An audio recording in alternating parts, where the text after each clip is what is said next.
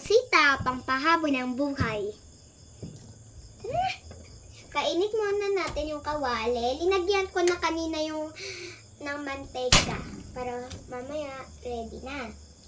Kainit muna natin yung kawali bago ilagay ito. Tapos ilagay ito din para hindi makalimutan. Ilagay natin po ito. Bago hindi pa uminit yung kawali. Ay, uminit na pala. Lagay na natin po. Tapos yung next, ito po. Next. Tapos ikiwa muna natin. Alo.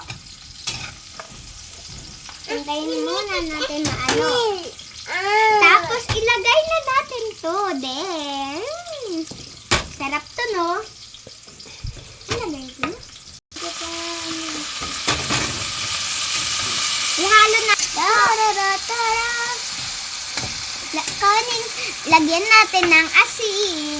Konti lang. Yan. Para hindi masyadong maalat.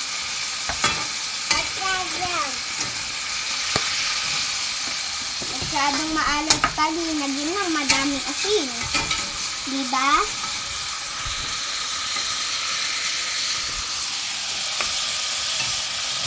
Hintayin lang natin maluto.